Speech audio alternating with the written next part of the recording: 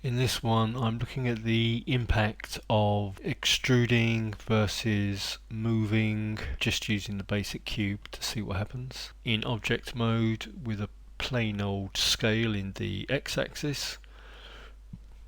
First of all, I will get rid of my default gizmos. So I'll do an S and I'll do an X. I'll just move that out a bit.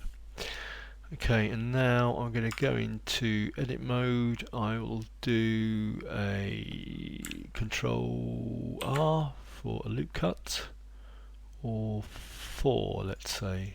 Now the next one that interests me is the behavior of moving as opposed to extrusion. If I take this edge, so let's select face and do a G on the x-axis, then that's all fine, and it kind of restricts itself to the x-axis. Now do a G in the z-axis,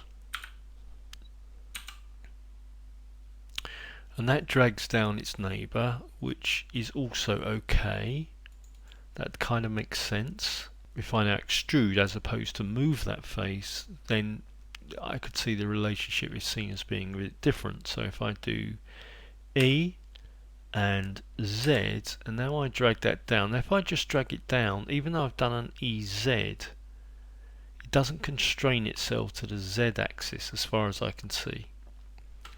So escape that. But and the way that I did that was to stay in the obvious, so we're in edit mode and face select.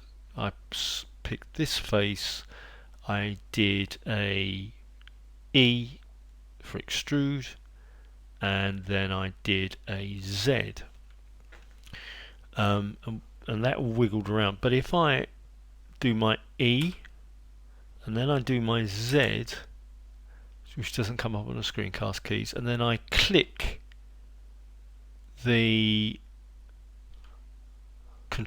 middle mouse wheel, then I don't think I did a Z. I think I might have done an X. If I do an E and a Z, then I do a control and then I drag it down, then that does constrain things.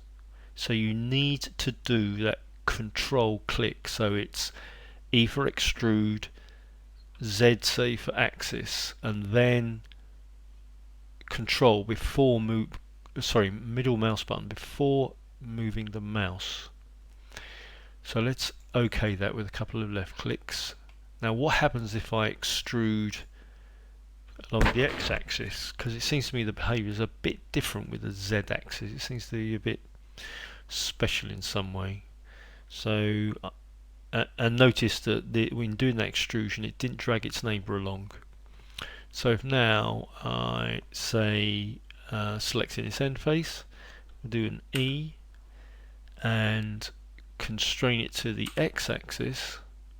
Now this time, see, I don't have to do the control, so I find it a little bit weird that when I do an extrusion on the horizontal, it's okay.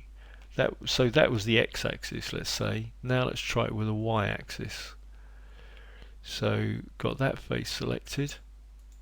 So now I'm going to say E for extrude along the y-axis, and again, no matter what I do, I can't force it out of that confinement to the x-axis. I dare say that's obviously deliberate behaviour, but that's intriguing to me. So the Z seems to require the addition of a click of the control to get it working. The other option, of course, is to use the gizmos because they seem to constrain it.